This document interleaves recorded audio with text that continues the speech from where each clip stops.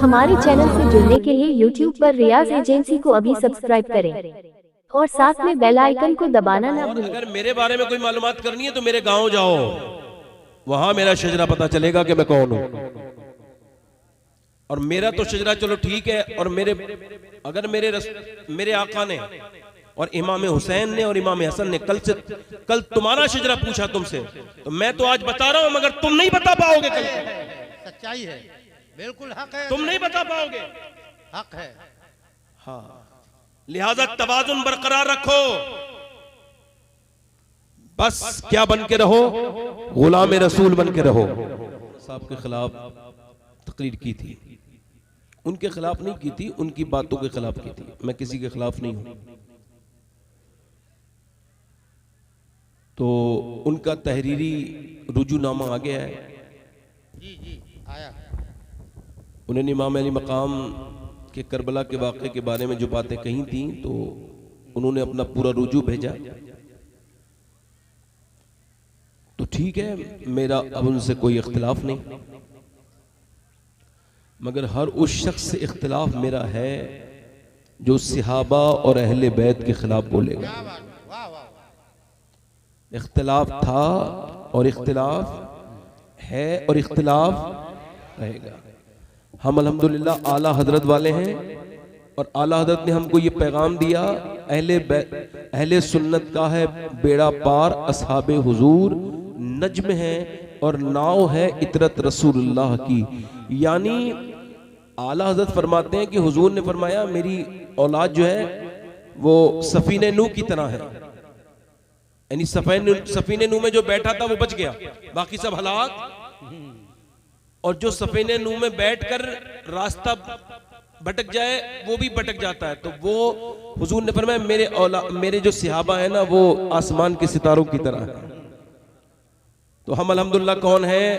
अहले सुन्नत। कौन है बोलो? ना हम राफजी हैं, ना हम खारजी हैं, ना हम राफजी हैं और ना हम खारजी हैं। एक बात, मैंने किसी की जाती बात पर नहीं कहा था, मैं ना किसी जात पर कहता हूं, मगर मेरी जातियात पर आज पूरे दिन लोग बोले हैं और मुझे इसकी तकलीफ तो हुई है, मगर मैं बोलता नहीं, अपना मैं डिफेंस करता नहीं हूं, मगर बहुत अहबाब ने कहा है तो ये बात कह रहा हूं। मेरे बारे में जिन्होंने मेरे नस्ब के ऊपर हमला किया, किरसियानी बिल्ली खंबा नोचे। इमाम अली रजा से किसी ने पूछा आपका नसब क्या है? फरमाया हम अली की औलाद है, अपना नसब नहीं बताते, जो हमसे हमारा नसब पूछता है हमको उसके नसब के बारे में पता चल जाता है। मैं जिन हटा शरीफ का रहने वाला हूं, कान खोल के सुन लें वो लोग जिन्होंने ये तहरीरें मेरे खिलाफ लिखी, उनको बता रहा हूं। मेरे गांव का नाम है जिन हटा, मेरे बुजुर्गों ने हटाए जिन है। क्या बात है, वाह वाह वाह। और कोई आज का गांव नहीं है, तकरीबन 250 साल से ज्यादा उम्र हो गई मेरे बुजुर्गों को वहां पर। मेरी 8 नस्लें वहां बदल चुकी हैं। माशाअल्लाह। और मेरे वालिद साहब का जिस जगह मजार है, उस रोड, मेरे वालिद साहब का नाम है सैयद पीर मोहम्मद शाह, और जो रोड, जिस रोड पर उनका मजार है, उस रोड का नाम ही सैयद पीर मोहम्मद शाह मार्ग है। वाह वाह वाह वाह। और अगर मेरे बारे में कोई मालूमात करनी है तो मेरे गांव जाओ, वहां मेरा शजरा पता चलेगा कि मैं कौन हूं। और मेरा तो शजरा चलो ठीक है, और अगर मेरे आका ने और इमाम हुसैन ने और इमाम हसन ने कल तुम्हारा शजरा पूछा तुमसे, तो मैं तो आज बता रहा हूं, मगर तुम नहीं बता पाओगे। कल सच्चाई है, बिल्कुल हक है, तुम नहीं बता पाओगे, हक है। हाँ, लिहाजा तवाजुन बरकरार रखो। बस क्या बन के रहो, गुलाम रसूल बन के रहो। हम सहाबा इकराम के खिलाफ बोलने वाले के खिलाफ है। सब हाथ उठा के बोले इंशाअल्लाह। तैयार है? इंशाअल्लाह तैयार है। सारे सहाबा के खिलाफ बोलने वालों के तैयार है, और जो अहले बैत के खिलाफ बोले उनके खिलाफ तैयार है, क्योंकि हम आला हजरत के मसलक के मानने वाले हैं। जिंदाबाद जिंदाबाद। इस बात को यहां से काट दिया जाए, ये उन लोगों के लिए है। आप इसको खत्म कीजिए, आप जरा जोर से बोलिए सुभान अल्लाह। नहीं, बहुत जरूरी था, बहुत जरूरी था, चल रहा था। अरे हमसे हमारी जबानें बता देती हैं कि हमारा नसब क्या है, अल्हम्दुलिल्लाह, इस जबान बता देती है नसब क्या है, अल्हम्दुलिल्लाह। हमारी आदतें हमारी जिंदगी बताती है। आप हमारे बारे में बात करते हैं, बस हम तो ज्यादा बात नहीं करेंगे। मेरी जाति किसी से कोई पर्सनल, मैं आपको बताऊं, अगर कोई मुझे माँ की बहन की गाली भी बकेगा मैं उसको जवाब नहीं देती। हाँ, मैं क्या जरूरत है, अपनी बात कर रहा हूँ, मैं इन चक्कर में नहीं पड़ता हूँ। अल्लाह हाँ, अगर कोई मेरे बाप हुसैन के खिलाफ बोलेगा, अल्लाह अल्लाह, हाँ, मैं अपनी आज भी जान देने के लिए तैयार हूँ। मेरी जान की इतनी औकात नहीं जो मैं अपने बाप हुसैन के नाम पर दूं। मेरी जान किसी लायक नहीं। मेरी पूरा घर अगर हुसैन के नाम पे कुर्बान हो जाए तो मेरे घर की खुश नसीबी होगी। ये इमाम अली मकाम का करम हो। बेशक बेशक। अब अपनी बात करता हूं, तो बोलो सुभान अल्लाह। सुभान अल्लाह। हुजूर ने फरमाया जो मेरी औलाद से मोहब्बत करे, एक हदीस शरीफ तो ये है, हुजूर फरमाते हैं अगर कोई काबे में नमाज पढ़े, कहां पे? काबे में। बालिग होने के बाद नमाज ही ना छोड़े, पूरी जिंदगी नमाज काबे में पढ़े, मुताफ में पढ़े, दिन में रोजे रखे, रात को पूरी रात इबादत करे और पूरी जिंदगी यूं ही गुजार के मर जाए, इस हाल में मरे कि उसके दिल में मेरे अहले बैत का बुग़्ज़ है तो वो जहन्नमी है। अल्लाह अकबर। क्या है बोलो? और फरमाया जो मेरी औलाद की मोहब्बत में मर जाए वो शहीद है, शहीद। सुभान अल्लाह सुभान अल्लाह। अब आप किसकी मोहब्बत में आए हो बोलो? अहले बैत। किसकी मोहब्बत में आए हो? अहले बैत की मोहब्बत में। माशाअल्लाह, जोर से बोलो सुभान अल्लाह। और अहले बैत की मोहब्बत से कोई खाली जाता नहीं, जाता नहीं। मेरे इमाम ने क्या दुआ की? दो जहां में खातिमे आले रसूलुल्लाह कर, हजरत आले रसूल मुक्तदा के वास्ते। वाह वाह वाह वाह, जिंदाबाद जिंदाबाद जिंदाबाद, बहुत उम्दा हुजूर। अब मैं दो तीन शेर पढ़ दूं? पढ़ दूं? हमा तनगोश। ये इन अशार की उम्र कम नहीं है मगर मर्तबा अशार का बड़ा है, क्योंकि अल्लामा यूसुफ निभानी लिखते हैं कि एक शायर था, उसने एक शेर अहले बैत की शान में लिखा। उसके इंतकाल के बाद किसी ने ख्वाब में देखा अल्लाह ने क्या किया तेरे साथ।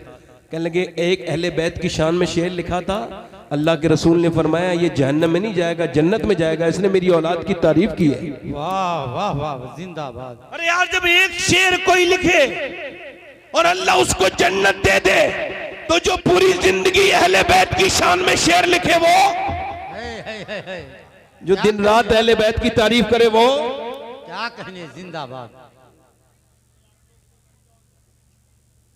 मदह गोई मुस्तफा है, मदह खाने अहले बैत। अहले बैत। माशाअल्लाह। इधर हो जाओ, थोड़े और हो जाओ। तो अब दो तीन शेर पढ़ता हूं, पढ़ दूं? पढ़ता हूं। जमाल भाई सुना। जी, इरशाद आली। दीने मुहम्मदी का उजाला हुसैन है। क्या कहने, सुभान अल्लाह सुभान अल्लाह। दीने मुहम्मदी का उजाला हुसैन है, दीने मुहम्मदी का, दीने मुहम्मदी का उजाला हुसैन है। अरे मेरे रसूल पाक का प्यारा हुसैन है, मेरे रसूल पाक का, बोलो, मेरे रसूल पाक का प्यारा हुसैन है। और जिसने कुचल के रख दिया तख्ते यजीद को, जिसने कुचल के रख दिया तख्ते यजीद को, शेरे खुदा के घर का वो बेटा हुसैन है। भाई वाह वाह वाह, जिंदाबाद जिंदाबाद। शेरे खुदा के घर का वो, पढ़िए पढ़िए, बेटा हुसैन, आगे से पीछे तक इसकी रदीफ है, हुसैन है। आप जरा जोर से पढ़े, शेरे खुदा के घर का वो बेटा हुसैन, बेटा हुसैन। और इस दौर के यजीद से सुन्नी को डर नहीं, जिंदाबाद। बेशक इस दौर के यजीद से सुन्नी को डर नहीं, क्योंकि हमारे सीनों में जिंदा हुसैन है। नारे तकबीर, नारे रिसालत, हुजूर सैयद शबाहत हुसैन साहब किबला वलमाए अहले सुन्नत, या हुसैन, या हुसैन, या हुसैन, या हुसैन। बहुत उम्दा। अब ये एक शेर और आपकी नजर है सारे उलमा इकराम की दुआओं के साथ, ये आप लोगों की नजर कर रहा हूं। उसके भी उस यजीद को अपना न कह सके। क्या बात है, वाह। उसके भी, इधर देखो भैया, इधर देखो, इधर देखो भैया, ए बाबू इधर देखो, समात। यजीद के मानने वाले भी अपना नाम यजीद नहीं रखते। सच्चाई बात है। करें, उसके भी उस यजीद को अपना न कह सके। अरे दुनिया ये कह रही है हमारा हुसैन है। जिंदाबाद, जिंदाबाद, जिंदाबाद। दुनिया। और आखिरी शेर पढ़ता हूं जमाल भाई जी, आपकी नजर है और आपके सलीम भाई ज़हे नसीब। अब एक आखिरी शेर सुन लीजिए। पिटना ही है वो सीना जिसमें नहीं हुसैन। क्या कहने, क्या कहने, वाह वाह वाह। पिटना ही है वो सीना जिसमें नहीं हुसैन। अरे हम आशिकों के सीनों में आका हुसैन है। वाह वाह वाह वाह वाह। जिंदाबाद, जिंदाबाद। आशिकों या हुसैन, जरा ऊंची आवाज में, या हुसैन, या हुसैन, या हुसैन, या हुसैन, या हुसैन, या हुसैन। हुजूर सैयद शबाहत हुसैन साहब किबला, नारे तकबीर, नारे रिसालत। जिंदाबाद, जिंदाबाद। और आखिरी शेर पढ़ता हूं मक्ते की शक्ल में जी, नवाजिश। खौफे ईदियत हो शबाहत को किस लिए। शेर, वाह वाह वाह वाह वाह। क्या कहने हुजूर।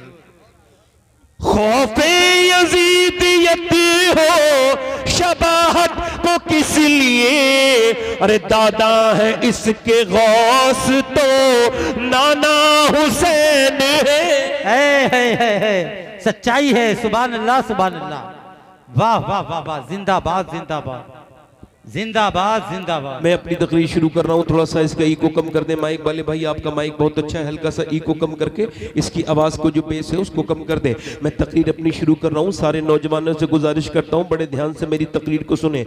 आपको मेरी तकरीर का सुनना ज़रूरी है, चूँकि आप यहाँ पर कुछ लोग ऐसे बैठे हैं जो अब बाप हैं और कुछ ऐसे हैं जो अल्लाह ने चाहा तो बाप बनेंगे। बिल्कुल ऐसा ना करें। ये क्या कर दिया आपने? जैसा था वैसी करें, इसकी ट्यूनिंग बरकरार रखें। जिसका कम कर दें। जैसा था वैसी कर दो भाई। मैंने गलत कहा आपसे,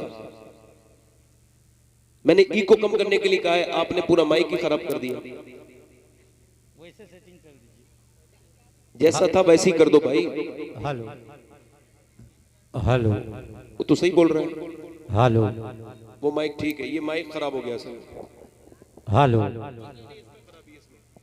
हेलो, हेलो, हेलो। नहीं, ये ठीक नहीं है, वो ठीक है। दूसरा माइक है,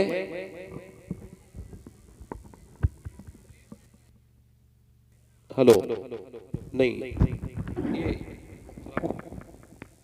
दूसरा है इसमें का दूसरा।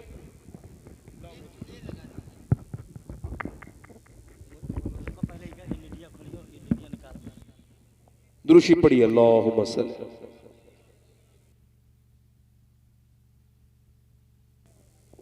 Hello, hello. जिंदा हुसैन, पूरा मजमा एक जरा दोनों हाथ रखे। जिंदा हुसैन। अब मैं अपनी तकरीर शुरू कर रहा हूं, तो नौजवानों से गुजारिश करता हूं कि वो बड़े ध्यान से सुने। अर्ज कर रहा था आपसे मैं एक इंग्लिश में फिलॉसफी है, उसको कहते हैं कंपाउंडिंग इफेक्ट। यानी कोई भी काम एकदम नहीं होता, हल्के हल्के होता है।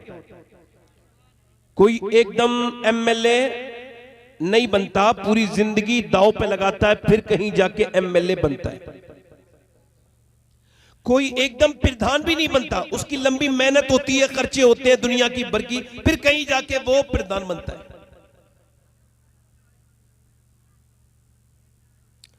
मतलब ये कि पहले इकबाल कहता है, लोग मुझसे कहते हैं कि हुसैन ने करबला में हक अदा कर दिया, तो मैं कहता हूं ये तो अधूरी बात कह गए आप। पूरी बात यह है कि हुसैन ने बाद में हक अदा किया है। पहले मदीने में अली ने बाप होने का हक अदा किया है और फातिमा ने मां होने का हक अदा किया है, फिर हुसैन ने हुसैन होने का हक अदा किया है। ध्यान से सुनिए, यानी एकदम कुछ नहीं होता। पहले बाप, जरा गौर करें, एकदम कुछ नहीं होता, एकदम कोई कुछ बनता नहीं। यानी ना तो एकदम कोई एमएलए बनता है, ना कोई एकदम एमपी बनता है, ना कोई एकदम इंजीनियर बनता है, ना कोई एकदम डॉक्टर बनता है। उसकी पूरी की पूरी मेहनत उसके पीछे होती है। यानी जब तक आपको माहौल नहीं मिलेगा, आपकी जिंदगी बदल नहीं सकती। माहौल ठीक होगा आपके आसपास का, तो इंशाअल्लाह आपकी जिंदगी बदल जाएगी। एकदम कोई कुछ नहीं बनता, कोई ऐसी यूं ही कोई अख्तर रजा हुजूर ताजुश शरिया नहीं बनता, बल्कि उसको मियां 15 साल की सोबत पहले हुजूर मुफ्ती आजम हिंद की मिलती है। खुद कहा था ताजुश शरिया ने, खुद कहा था ताजुश शरिया ने, मुफ्ती आजम का जर्रा क्या बना अख्तर रजा, महफिल अंजुम में अख्तर दूसरा मिलता नहीं। यानी जब नाना मुफ्ती आजम होते हैं तो फिर नवासा अख्तर रजा अजहरी होता है, और जब बाप अहमद रजा होते हैं और जब उनकी दुआएं होती हैं, तब कोई जाकर के कोई मुफ्ती आजम मुस्तफा रजा और हामिद और अल्लामा हामिद रजा खां हुज्जतुल इस्लाम बनता है। और जब बाप नकी अली होता है तब बेटा अहमद रजा बनता है। जब मियां पीर कोई एकदम साबिर पाक कलियरी नहीं बनता, पहले बाबा फरीदुद्दीन गंजे शकर की मेहनत उसके पीछे होती है,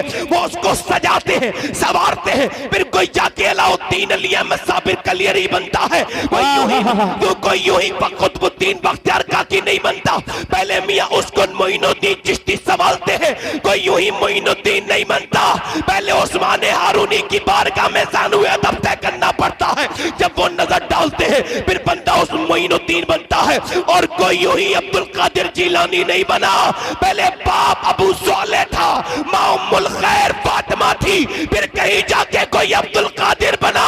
ऐसा ही कोई एकदम हुसैन नहीं बन गया, नानी खदीजा बनी, नाना मुस्तफा है, बाप अली है, मां फातिमा है, फिर हुसैन हुसैन। नारे तकबीर, नारे रिसालत, जिक्रे शुहदाए करबला। यानी आप जैसे बनेंगे आपकी औलाद भी वैसे ही, आपकी औलाद भी वैसे ही। अभी रिसर्च हुआ है, तवज्जो करना, मेरी बात पे गौर करना। ये जैसा भी माइक है मैं बोल के जाऊंगा, मगर आपको मेरी बात समझ आ रही है, मगर ध्यान से सुनिएगा जरा, अब मेरी बात को गौर कीजिएगा। अभी रिसर्च हुआ हार्वर्ड यूनिवर्सिटी में, कोई 3-4 साल पहले, उन्होंने कहा कि ये हम इस पर रिसर्च कर रहे हैं कि ये बच्चे पागल कौन पैदा होते हैं। यानी माँ के पेट से जो बच्चे पागल होते हैं, इसका वजह क्या है, रीजन क्या है? अब सुनना ध्यान से।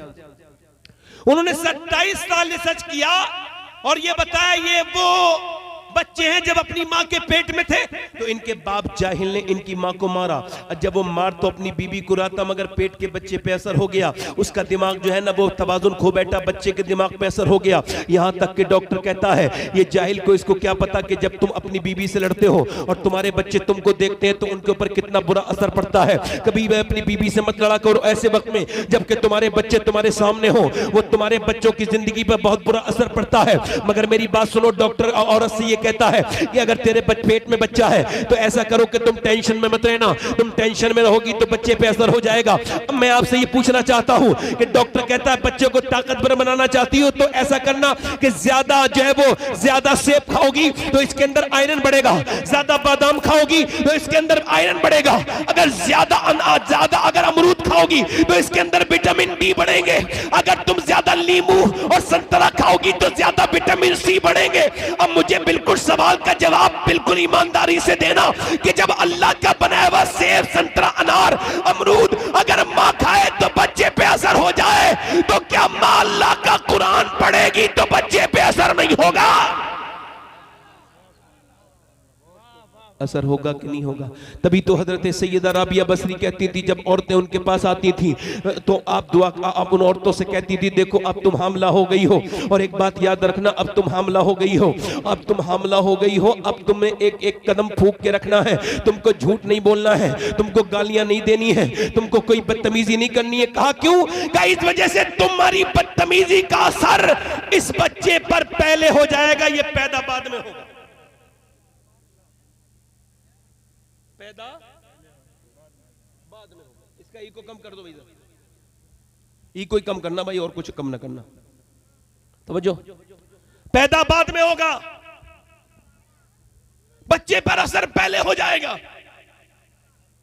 यानी घरों में टीवियां चल रही हैं, बड़े बड़े सेटअप लगे हुए हैं, बड़ी बड़ी टीवियां पूरी पूरे 3-3 घंटे तक मोबाइल माँ भी देख रही है, बेटी भी देख रही है, उसको क्या लगता है इसका असर नहीं हुआ? फलां की लड़की भाग गई, फलां की लड़की ने नाक कटा दी, फलां की लड़की ने तो बिल्कुल माँ बाप का नाम खराब कर दिया। अच्छा कैसे? का वो भाग गई फलां की तरफ, एकदम भाग गई? नहीं, उसको भागने के लिए मजबूर किया तुम्हारे घर के माहौल ने। कहा कैसे? का मियाँ उसका वक्त हुआ, तुमने शादी भी नहीं की उसके वक्त पे, तुम इधर उधर घूमते रहे, और तुमने दिखाया उसको क्या? जब वो छोटी सी तो छोटी सी देखा उसने कि अपनी मेरी माँ, मेरा बाप, मेरे भाई सब फिल्म में लगे हुए, गंदी तस्वीरें देख रहे हैं। अब उस फिल्म के अंदर गंदी चीजें आ रही है, टीवी चल रहे हैं, उसमें नाच गाना है, माँ अपनी बेटी को दिखा रही है, साथ में बैठ के देख रही है। जब उसके अंदर गंदा नजारा आ रहा है तो माँ जो है ना वो अपनी बेटी के साथ उस गंदे नजारे को देख रही है, बाप तयूस भी देख रहा है, भाई बेगैरत भी देख रहा है, पूरा घर पूरी सोसाइटी बेगैरत हो गई। और वो माँ दिखाते दिखाते अपने बच्चों को माज़अल्लाह अस्तगफिरुल्लाह माज़अल्लाह, वो अब जब उसके अंदर हीरो हीरोइन मिल जाते हैं तो माँ खुश हो जाती है, और जब नहीं मिलते तो माँ रोने लगती है। जब वो भाग जाते हैं तो माँ के चेहरे पर खुशी आ जाती है। यही देखते देखते ड्रामे बेटी जवान होती है, और जब वो जवान होती है तो वही कर देती है जो उसकी माँ ने उसे बचपन में दिखाया था। अब मुझे बताओ कि नाक कट गई तो रो क्यों रही हो? तुमने तो खुद ही अपने घर में गड्ढा खोदा था, तुम्हारी बेटी को तुमने ये गंदी चीजें दिखाई थी। यकीन के साथ कह रहा हूं, बेटियां तो इतनी मुबारक होती हैं कि अगर तू अपने टीवी के सामने रोने के बजाय अगर तू अल्लाह के सामने रोई होती तो तेरी बेटी ने नाक नहीं कटाई होती, बल्कि तेरा सर फक्र से बुलंद कर दिया होता। वाह वाह वाह, सुभान अल्लाह सुभान अल्लाह। छोटे छोटे लड़के, 10-10 साल के लड़के, ए मोबाइल वाले इधर देख भाई, मेरी तरफ देखो, जरा जोर से बोलो सुभान अल्लाह। 10-10 साल के लड़के, 12-12 साल के लड़के गंदी तस्वीरें देखते हुए पकड़े जा रहे हैं, गंदे, उनके डॉक्टरों के इलाज चल रहे हैं। मुसलमान लड़कों को हमने देखा कि 15-15 साल के लड़के बर्बाद होते चले जा रहे हैं, चूंकि मोबाइल उनकी जिंदगी की बर्बादी का सबब बन रहा है। चूंकि माएँ भी बिल्कुल बेपरवाह है, बाप भी बिल्कुल बेपरवाह है, ना उसको शर्म ना इनको शर्म, बर्बादी की तरफ चली जा रही है ये सुन्नियत। अल्लाह ताला रहम फरमाए, न जाने कहां से कहां पहुंच गए। काश हमने सोचा होता कि क्या करना है क्या नहीं करना है। एक बात याद रखना, मेरी बात ध्यान से अपने दिमाग में याद रखना, जब तक तुम आप खुद नमाज नहीं पढ़ेंगे, आप अपने बच्चों से कह नहीं सकते नमाज पढ़ो। वो यही कहेंगे हमसे नमाज को कहते हो, तुम खुद को नहीं पढ़ते, खुद को नहीं पढ़ते। मौला अली फरमाते हैं कि मेरी शादी सैयदा फातिमा के साथ हो गई, जरा जोर से बोलो सुभान अल्लाह। और अली की शादी जब हुई है तो जिब्राइल आए हैं। कौन आए हैं बोलो? जिब्राइल आए हैं और हुजूर अक़दस ने फरमाया, ए अली सुनो, मैं इंतजार कर रहा था अल्लाह के हुक्म का। अल्लाह ने हुक्म दिया है कि फातिमा की शादी अली के साथ कर दी जाए। अली के साथ। मौला अली कहते हैं मेरी शादी हो गई फातिमा के साथ। कहां चले भाई? भाईजान, बड़े भाई कहां जा रहे हो? अरे क्या पानी पियोगे? करबला वालों का जिक्र हो रहा है, बैठो। थोड़ी देर प्यास से सुनो ना तो फिर पता करबला समझ में आएगी। हाँ, तवज्जो करो।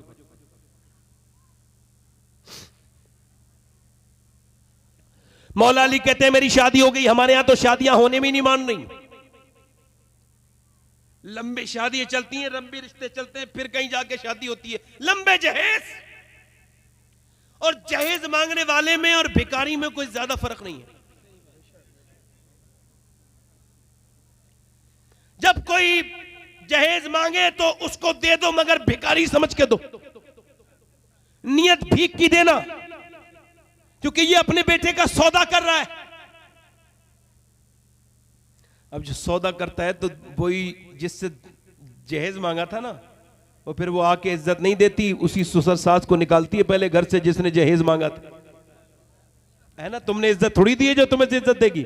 समझ आ रही नहीं आ रही है भाई? तुमने उसकी जमीनें बिकवा के जहेज लिया, अब वो इज्जत देगी तुम्हें? इज्जत दो, इज्जत मिलेगी। इज्जत इज्जत दो, इज्जत मिलेगी। मौला अली की शादी हो गई, मौला अली अच्छा मेरी बहनें बैठी हैं, मेरी बेटी बैठी हैं, इनको थोड़ा सा बयान करने का मकसद है ताकि मेरी बहनें मेरी बेटियां थोड़ी सी मेरी बात को समझ जाएं, इनके जहन में मेरी बात आ जाए, जो मैं ये कहना चाहता हूं वो बात समझ जाएं। मौला अली कहते हैं एक दिन मैं अपने घर आया तो मैंने देखा मेरी बीवी बड़ी परेशान है। मैंने पूछा फातिमा क्या हुआ? तो वो परेशान होने की कहने की बात यह है मेरे बच्चे हसन हुसैन की तबीयत बहुत ज्यादा खराब है, वो ठीक नहीं हो रही है। अब आप हजरत अली कहते चलो फिर दुआ मांगते हैं। सैयदा फातिमा ने दुआ के लिए हाथ उठाए, अली बोले मन्नत मांग लेते हैं। तो सैयदा फातिमा ने कहा 3 रोजे की मन्नत मांगती हूं मैं, ऐ अल्लाह मेरे बच्चों को ठीक कर दे। यानी औरतों को आज कोई परेशानी आ जाए, इस ताबीज वाले के पास, उस ताबीज वाले के पास, इस मजार पे, उस मजार पे, कहीं जाने की जरूरत नहीं। सैयदा फातिमा ने तरीका बताया है, किसी मौलवी के सामने मत जाओ और उससे फाले मत खुलवाओ, बल्कि एक ही काम करो। नबी की बेटी ने फरमाया कि अगर तुम ये चाहती हो अल्लाह तुम पे फजल फरमाए तो तुम रोजे रखो। क्या रखो? बोले रोजे रखो। नबी की बेटी ने कहा मैं 3 रोजे रखूंगा। 3 रोजे रखूंगी? कितनी? 3 रोजे रखूंगी। अल्लाह अकबर। अली दुआ कर रहे हैं, अल्लाह मेरे बच्चों को शिफा दे दे, हम पूरे घर वाले 3 रोजे रखेंगे। मुझे बताओ कि जब दुआ करने वाला अली हो और फातिमा आमीन कहने वाली हो तो क्या दुआ कबूल होगी कि नहीं होगी? दुआ कबूल हो गई। दुआ अपने मुकद्दर पे नाज कर रही है, दुआ कबूल हो गई। हसन की तबीयत भी ठीक और हुसैन की तबीयत भी, तवज्जो करना, हुसैन की तबीयत भी, जल्दी बोलो, हसन की तबीयत भी ठीक, हुसैन की तबीयत भी ठीक। दोनों बच्चों की तबीयत ठीक हो गई। जब दोनों बच्चों की तबीयत ठीक हो गई तो सुबह को इन्होंने सहरी की। अब सहरी के लिए सारे लोग उठ गए। सहरी किस बात से की? सहरी किस काम से? सहरी इनके पास खाना नहीं था, खजूरें नहीं थी, बल्कि पानी से सहरी की। पानी से, सिर्फ पानी, फकत पानी।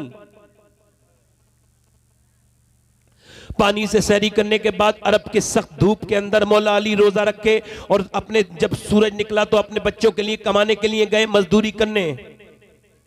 आज के बाद कोई इस गांव से मजदूरी करने निकले तो सर झुका के ना जाए और वो परेशान होके ना जाए, शर्माए नहीं, अपना दिल थोड़ा ना करे, क्योंकि मजदूरी के लिए जाना नबी की भी सुन्नत है, अली की भी सुन्नत है। और कोई अपने बाप को मजदूर बताते वक्त शर्माए नहीं। शर्माए वो जिसका बाप हराम का काम करता हो, शर्माए वो जिसका बाप 2 नंबर का काम करता हो, जिसके बाप ने उसे रक्षा चला के खिलाया है, उस वो तो ये कहे अल्लाह का शुक्र है मेरे बाप ने मुझे हराम की कमाई नहीं हलाल की कमाई खिलाई है। मौला अली मजदूरी करने गए, मजदूरी करके वापस आए। मौला अली मजदूरी करके वापस आए। जब वापस आए तो आपने जौ रख दिया, नबी की बेटी ने जौ को रखा चक्की पर और चक्की चलाना शुरू कर दी। जब चक्की चलाना शुरू कर दी, नबी की बेटी ने चक्की चलाना शुरू कर दी, सैयदा फातिमा ज़हरा ने। अब जब चक्की चल गई उसके बाद आटा बना, उसके बाद पानी लेके आई और कुएं से पानी निकाल के लाई रोजे की हालत में। फिर आपने पानी से आटा गूंदा, फिर रोटी बनाई। अब इंतजार हो रहा है कि अजान की आवाज आ जाए तो रोजा इफ्तार कर ले। और पूरे दिन बगैर सहरी का रोजा रख करके अहले बैत बैठे हैं। अब उनकी अजान की आवाज आने से पहले एक आवाज आती है और वो आवाज ये थी, ए नबी की बेटी मैं एक मिस्कीन हूं, मैंने कुछ खाया नहीं 2 दिन से, क्या नबी की बेटी मुझे कुछ दे देंगी? लोग कहते हैं जिसे कहीं से नहीं मिलता उन्हें नबी की बेटी के घर से मिल जाता है कि आप दे देंगी। इमाम हसन कहते हैं मेरी अम्मी ने मेरी तरफ देखा और उठा के खाना का, लो मेरे बेटे जाओ, ये मेरे बदले का दे के आ जाओ, मेरे हिस्से का दे के आ जाओ। कहते जब अम्मी ने दिया तो मेरे अब्बा अली ने भी उठा के कहा लो मेरे बेटे हसन इसको भी दे के आ जाओ। तो इमाम हसन हुसैन कहते हम दोनों भाई बोले फिर हम क्यों खाएं, हम ही क्यों खाएं, हम भी दे करके आएंगे। कहते हमने अपने मतलब का अपने बदले का भी दे दिया। और वो आदमी चला गया। फिर पूरी रात गुजर गई, दूसरे दिन का रोजा रखा गया, फिर वही पानी से रोजा रखा गया, फिर वही मौलाए कायनात रोजा रख करके चले, फिर बोले मौलाए कायनात रोजा रख करके अपने घर से चले और फिर अपने घर से चले जय वो मजदूरी करने के लिए। फिर पूरे दिन मजदूरी करके शाम के वक्त में आए। फिर नबी की बेटी ने 2 दिन की भूखी प्यासी ने चक्की चलाई, फिर कुएं से पानी भर करके लेके आई और उसके बाद आटा गूंदा फिर रोटी बनाई, अब इंतजार हो रहा है अजान की आवाज आ जाए, मगर अजान की आवाज आने से पहले एक दर्द भरी आवाज आती है अहले बैत के घर में। आवाज क्या अहले बैत पर आती है? आवाज मैं एक यतीम हूं, मेरा बाप मर चुका है, मैं भी भूखा हूं, मेरी मां भी भूखी है, मैं कुछ कमा नहीं सकता, मैं बहुत भूखा हूं, क्या मुझे कुछ मिल जाएगा नबी की बेटी के घर से? मैंने सुना है आप यतीमों पर बड़ा करम फरमाती हैं, शफकत फरमाती हैं। सैयदा ने अपने खाने का खाना, अपने आगे का खाना उठाया और अली ने भी उठा दिया, और बोलो हसन ने भी उठा दिया, फिर हुसैन ने भी उठा के दे दिया। अब तीनों का खाना फिर चला गया। ये फिर तीसरी रात आ गई और तीसरी रात में फिर पूरी रात नबी की बेटी इबादत करती रही। पहले दिन भूखी प्यासी है, इबादत कर रही है, दूसरे दिन भूखी प्यासी है, पूरी रात इबादत कर रही है। आज मेरी बहनें पूरे पूरे दिन क्या क्या देखती रहती है, मगर नबी की बेटी कहती थी अल्लाह कोई रात तो ऐसी बना दे कि फातिमा का दिल खोल के इबादत कर सके, कोई रात तो बना दे। पूरी पूरी रात में एक सजदे में रात निकाल दिया करती थी नबी की बेटी। अब जब तीसरा दिन आया तो सहरी करवा दी। फिर अली तीसरे दिन गए मजदूरी करने, तपती हुई धूप में मजदूरी करने, तीसरे दिन का रोजा रख करके गए। एक दिन मौला अली कहते हैं मैंने ये हदीस मदीने शरीफ में पढ़ी है जो अब बयान कर रहा हूं, सामने हुजूर का गुंबद था तो मैंने पढ़ी है। हदीस ये कि नबी पाक सल्लल्लाहु ताला अलैहि वसल्लम, हजरत अली कहते हैं मैं अपने घर में आया 15 दिन के बाद तो मेरी बीबी ने मुस्कुरा के मुझे सलाम कर दिया। ये जो ताबीज गंडे वालों के पास भागी फिरती है, मेरा आदमी मेरे हाथ में आ जाए, मेरा कहना मानने लगे, और बात करती हैं ऐसी कि वो हाथ से निकल जाए, उनके साथ बदअखलाकी करती हैं, तो ये तो उल्टे काम से नहीं होगा, ये तो तुम इधर उधर भागे फिरो। एक ही काम की जरूरत है मेरी बेटियों मेरी बहनों को, किसी ताबीज वाले के पास इस मामले में ही जाने की जरूरत नहीं। बस यही एक तरीका है कि जब शौहर आए तो बस मुस्कुरा के बात करनी है और सलाम करना है, पहले मुस्कुरा के सलाम करना है। और सुनो, आला हज़रत फाज़िल बरेलवी फरमाते हैं कि औरत अगर बेपर्दा घर से बाहर निकले तो उस पे लानतें हैं, और अगर दूसरों के लिए मेकअप करे तब भी लानत, मगर अगर वो अपने मर्द के लिए मेकअप करे, आईने में देखे और अपने शौहर को अपने सिंगार दिखाए, तो अगर उसका शौहर राजी हो जाए तो अल्लाह उसको एक सदके का सवाब अता फरमाता है, एक सदके का सवाब अता फरमाता है। अब मेरी अपनी बहनों से कहता हूं, मेरी बेटियों, ये क्या तुमने तरीके बना रखे हैं कि शादियों में ब्याह में जाती हो तो तुम कपड़े अपने बना के बनाओ सिंगार के पहनती हो, जब शादी में जाती हो तो मेकअप करती हो, और अपने आदमी को वही अपने मैले कुचैले बेकार से कपड़े दिखाती हो। तुम्हारा हुस्न और तुम्हारा मेकअप देखने का हक सिर्फ तुम्हारे शौहर को है और किसी को नहीं है। और याद रखना मेरी बेटियों, इधर उधर जाने से काम नहीं चलेगा। एक ही तरीका है कि तुम्हारे घर कभी टूटेंगे नहीं, कभी तलाकें नहीं होंगी, लड़ाई नहीं होगी। एक ही सुन्नत अपनाओ सैयदा फातिमा की, जब घर में शौहर आए तो मुस्कुरा के सलाम कर दो, इंशाअल्लाह घर में बरकतें रहेंगी। बोलो इंशाअल्लाह घर में, इंशाअल्लाह घर में, बोलो घर में बरकतें, जल्द वो घर में बरकतें रहेंगी। अब सुनो, मौला अली कहते हैं, तवज्जो करना, मौला अली कहते हैं मैं अपने घर में आया, फातिमा से कहा फातिमा बड़ी भूख लगी है, मैं सफर से आ रहा हूं। इधर देखो, कहते फातिमा ने मुझे पानी पेश किया, मैंने कहा प्यास नहीं लगी, भूख लगी है। कहते वो अंदर चली गई, मैंने आवाज दी फातिमा आए, खाना लाए, नहीं आए। फिर मैंने आवाज दी खाना लाए, नहीं आए। फिर मैंने आवाज दी खाना लाए, आवाज नहीं आई। फिर अंदर से रोने की आवाज आई, मैं अंदर गया, मैंने देखा दोनों आलम के मालिक मुख्तार की बिटिया रो रही है। जिसका चेहरा नबी की तरह, जिसके चेहरा नबी की तरह, जिसकी नाक नबी की तरह, जिसके होठ नबी की तरह, जब वो मुस्कुराए तो आमना का लाल लगे, जब वो बोले तो आमना का लाल लगे। फातिमा चलती थी, अम्मा आयशा फरमाती तो ऐसा लगता था कि अल्लाह के रसूल चल रहे हैं। मैंने कहा फातिमा आपको किस चीज़ ने रुलाया है? कह लगी मेरे सरताज जब आप घर से गए थे मैं आपको खाना नहीं दे पाई, इस वजह से मुझे रोना आ रहा है, मुझे अफसोस हो रहा है, मैं अपने शोहर को खाना नहीं दे पाई। का क्यों? का जब आप घर से गए थे ना तो आप कई दिन का था, आज भी कई दिन हो गए। हजरत अली कहते हैं आपने मुझे बताया क्यों नहीं? तो कहा इस वजह से मेरे सरताज, मेरे अब्बा ने फरमाया था फातिमा अली से वो मत मांगना जो उनके पास मौजूद ना हो। कहते हैं अली मैं रोने लगा, बैठ गया। फिर अपने सैयदा रोई तो मैंने कहा क्या हुआ सैयदा? कह लगी आप तो चले गए थे, मेरे अब्बा के घर में 16 दिन से चूल्हा नहीं जला। 16 दिन। मौला अली कहते बाग में गया मजदूरी करने, मैंने कहा मुझसे कोई काम ले लो। उसने कहा एक डोल दोगे तो एक खजूर देंगे अजवा। कहते एक डोल पानी उसके बाग के पेड़ में दिया तो उसने एक का वादा किया, कहते मैंने 3-4 तो मैं बिल्कुल थक गया, 3-4 डोल निकाल के पसीने में नहा गया, मगर 3-4 के बाद कहते मैंने 17 डोल निकाली हुजूर को याद कर करके। 17 खजूरें हाथ में थी, मेरे बच्चे भी भूखे थे, मेरी बीवी, मगर मैं अपने घर नहीं गया, अपने नबी के पास गया। नबी ने मुस्तफ़ा जाने रहमत ने मुझे देखा, कहा मेरे अली आ गए। कहा हुजूर ये खजूर कबूल फरमाइए, नजराना पेश करता है अली। हुजूर ने फरमाया तेरे बच्चे हसन हुसैन भूखे, उन तेरी फातिमा बीबी भूखी है, उनको नहीं लेके गए। मैंने कहा हुजूर हसन से ज्यादा, हुसैन से ज्यादा, मुझे फातिमा से ज्यादा आपसे मोहब्बत है या रसूल अल्लाह। मेरे नबी ने दोनों हाथ उठा के दुआ की, ऐ अल्लाह मैं अपने अली से राजी हूँ, तू भी मेरे अली से राजी हो जा। मगर फरमाया चल मैं घर चल के खाएंगे तेरे खाना। कहते हमारे घर गए, हुजूर ने खजूर की गुठली निकाल के हसन के मुंह में दे दी। अल्लाह अकबर। जब गुठली निकाल के खजूर मुंह में दी ना, हसन ने नबी को देखा तो रोने लगे। नाना देख के सैयदा भी रोने लगती है। मेरे नबी फरमाते मेरी बेटी मताउन दुनिया कलील, दुनिया छोटी है मेरी बेटी, आखिरत बड़ी है मेरी लाडली। तू इस पर राजी नहीं है कि अल्लाह ने तुझे जन्नती औरतों की सरदारा बनाया है, मेरी बेटी इस पर राजी नहीं है। 30वां दिन हो गया अहले बैत पर और 3 दिन का बगैर सहरी का रोजा। अल्लाह अकबर। फिर हजरत अली मजदूरी करके लाए, फिर नबी की 3 दिन भूखी प्यासी बेटी ने चक्की चलाई और 3 दिन के बाद खाना सामने रखा था। हसन हुसैन भूख से कांप रहे थे कि अब अजान हो जाए तो खाना खा ले। 3रा दिन था बच्चों पर, मगर अजान की आवाज आने से पहले एक गैर मुस्लिम की आवाज आई, कैदी की। कहने लगा मैं कैदी हूं, मैं मुसलमान नहीं हूं, मुझे किसी ने खाने को नहीं दिया मदीने में। किसी ने कहा जा चला जा सैयदा फातिमा के घर, जिसे कहीं से कुछ नहीं मिलता उसे फातिमा के घर से कभी खाली नहीं भेजा जाता। जा चला जा, क्या मुझे कुछ मिल जाएगा? अल्लाह के रसूल की बेटी ने खाना उठा के दे दिया, दोनों बच्चों ने भी उठा के दे दिया। खुद न खाते हैं, भूखों को खिला देते हैं। कैसे साबिर है मोहम्मद के घराने वाले। जब नमाज अजान हुई तो हजरत अली मस्जिद में गए, दोनों बच्चों को देख करके मेरे नबी ने दोनों को चुपटा लिया।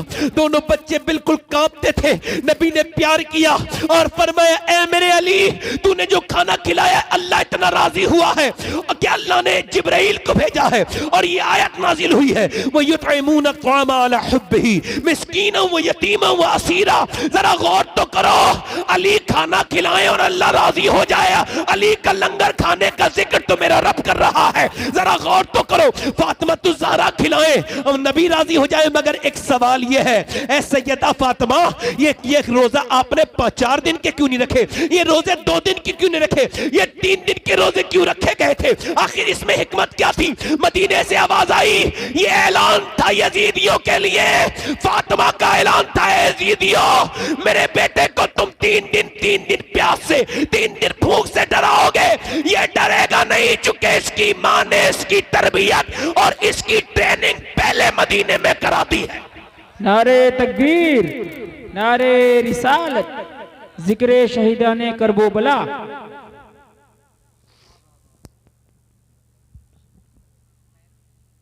जब बाप रातों को नमाज पढ़े तो हुसैन जैसे बच्चे आते हैं।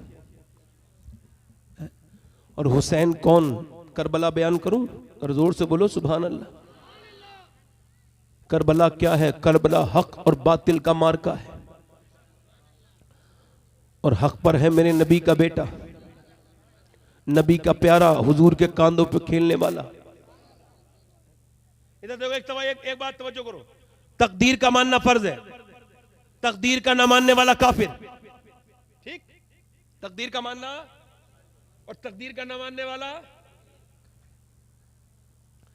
अच्छा, कोई ये कहे कि इंसान जन्म से महान नहीं होता तो ये बात मत मानना। क्यों? क्योंकि अल्लाह ने तुम्हें जन्म से तुम पे कर्म किया है, तुम्हें काफिर और मुशरिक नहीं मुसलमान बनाया है। अच्छा, कोई अपनी मर्जी से अपना बाप चुनता है? तो वरना अगर ऐसा होता तो गरीबों के घर बच्चे पैदा होते हैं। अपनी मर्जी से कोई अपना बाप चुनता है?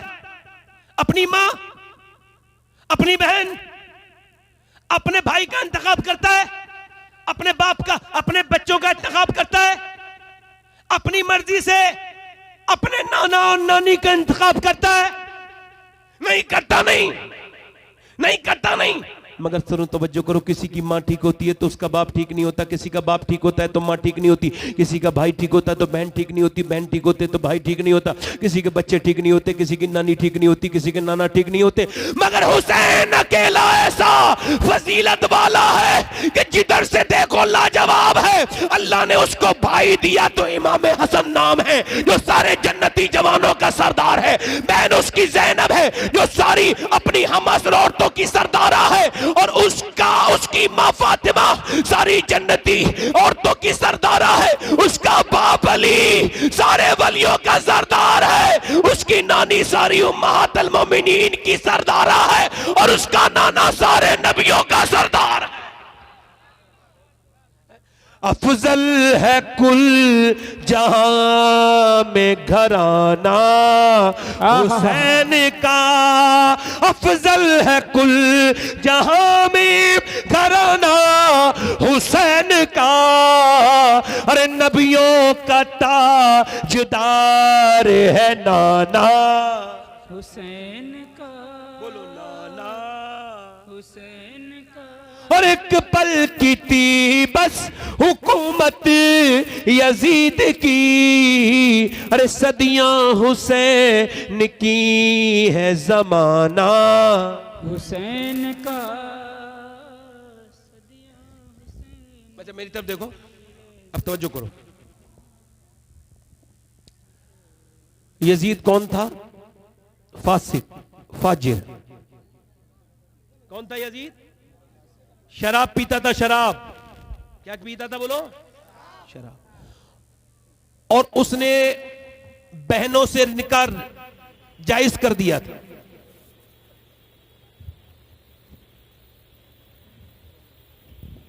तवज्जो है कि नहीं? अब सुनो, आप ये बर्दाश्त करोगे कि आपकी मस्जिद का इमाम किसी शराबी के पास बैठे? करोगे? किसी जुआरी के पास बैठे करोगे? तो फिर हुसैन कैसे बर्दाश्त करते? वो तो इमामों के इमाम थे।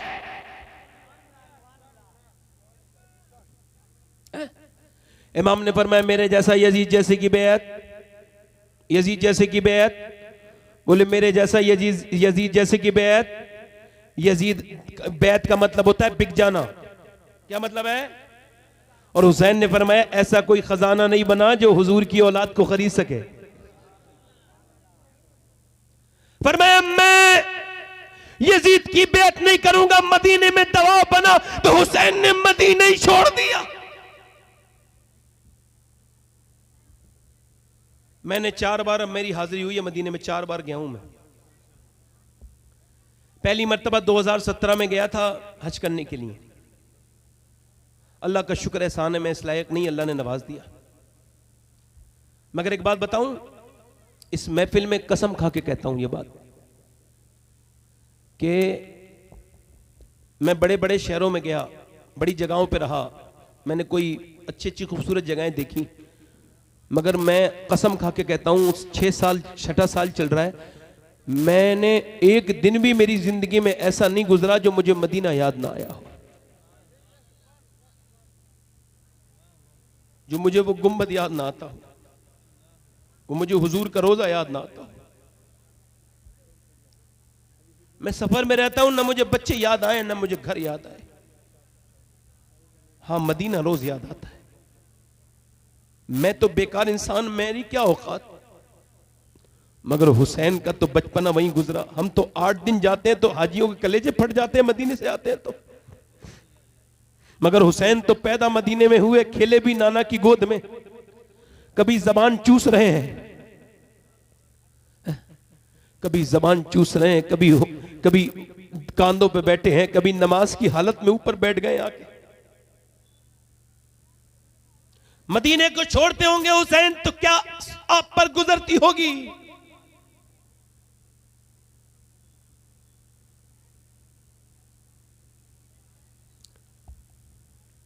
इमाम करबला के मैदान में बाद में गए, मदीने से पहले मक्का गए, और फिर कूफियों ने खत लिखे आप आ जाएं। मुस्लिम बिन अकील को भेजा, कूफियों ने उनके साथ धोखा कर दिया।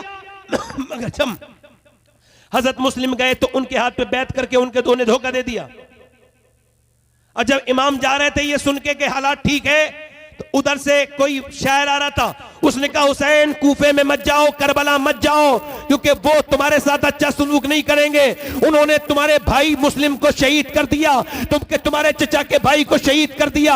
आपने फरमाया अच्छा काका मेरे भाई को कैसे देखा तुमने? कहा तुम्हारे भाई की लाश बीच कूफे में लटक रही थी, लटक रही थी, झुक तो नहीं रही थी। कहा तो फिर सुनो, बोले हमारी यही शान है, हम लटक तो सकते हैं मगर झुक नहीं सकते। बोलो झुक सकते। और इमाम चल दिए। अच्छा देखो सुनो, इमाम करबला में पहुंचे, बड़े लंबे वाकयात, बहुत रात हो जाएगी अगर सुनाऊंगा तो, और आपको अब ज्यादा मैं शॉर्ट में बयान कर रहा हूं ताकि समझ में भी आ जाए आपके। आप लोग समझ रहे हैं नहीं समझ रहे हैं? इधर वालों को समझाना ज्यादा मकसद है, एक गर्दन नहीं हिल रही आप लोगों की। जोर से बोलो सुभान अल्लाह, मुस्कुरा के बोलो। देखो मुस्कुराने से क्या होता है ना, कभी सुनोगे आप तो मेरा दिल और चाहेगा बोलने को, और मैं और अच्छा बोलूंगा। कोई बात नहीं, आप बस मुझे तवज्जो करो मेरी तरफ, क्योंकि एक भी ऐसे आदमी की जरूरत महफिल में नहीं होती जिसका दिल इसमें नहीं लग रहा हो। दिल कहीं और है तो वो कहीं और ही चला जाए, यहां ना रहे, यहां वो रहे जिसका दिल भी यही है।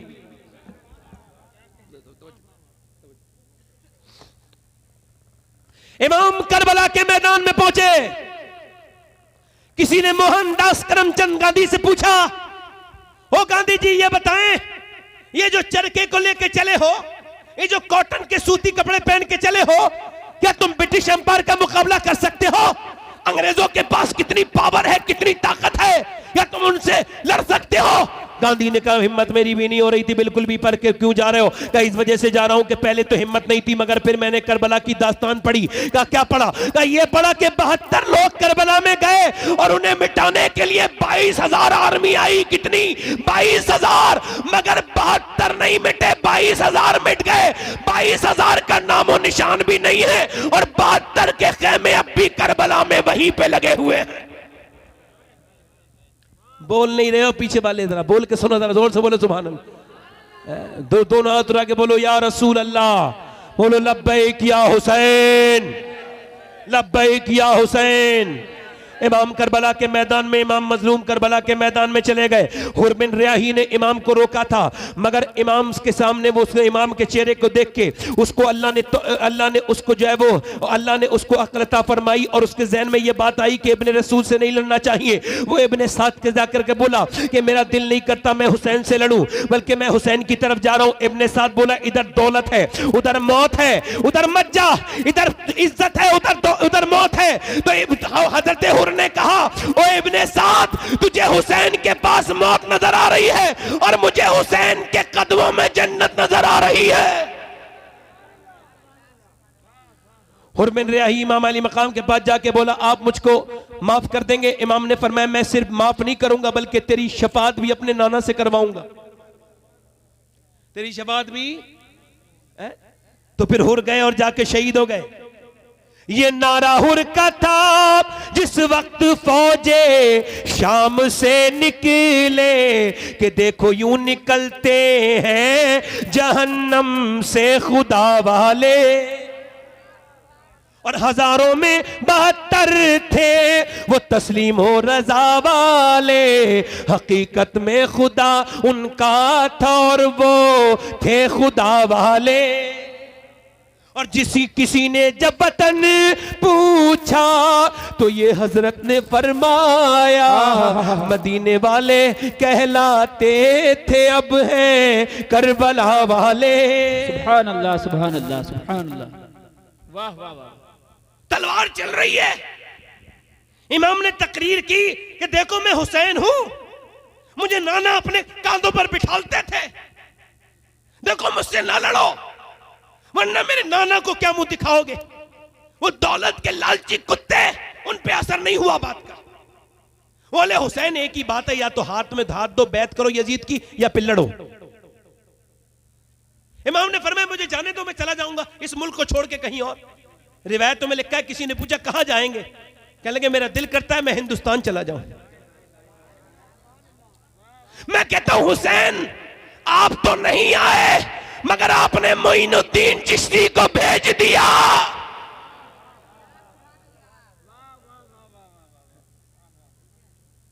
मगर इमाम हर मुसलमान सुन्नी के दिल में है।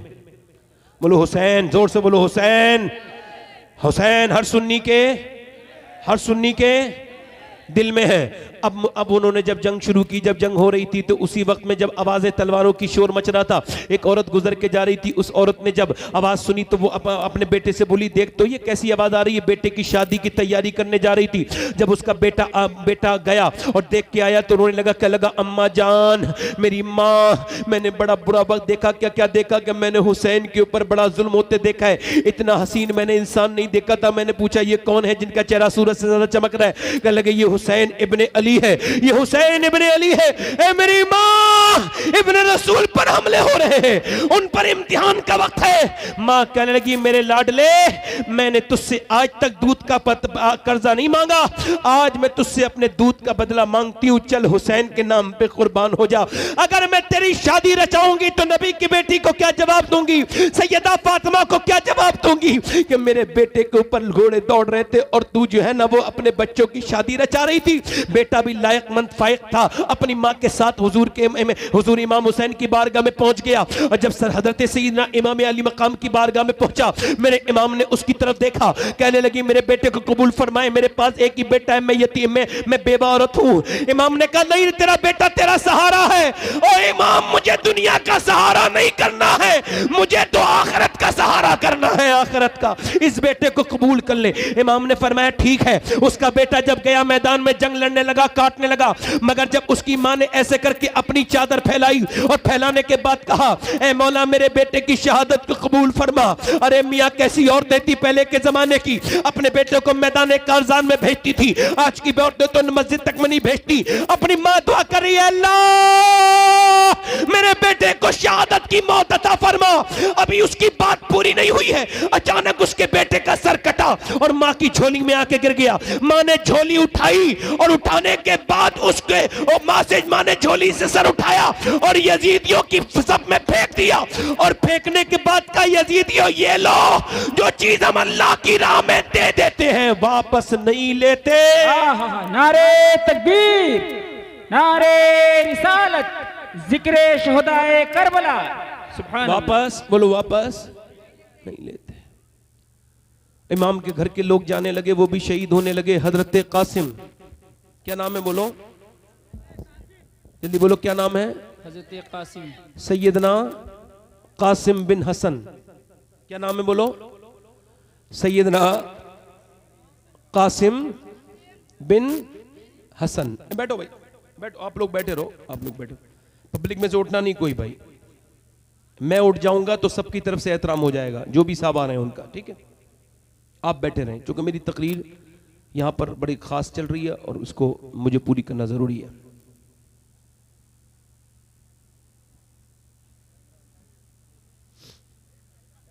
आइए आइए, तशरीफ लाइए।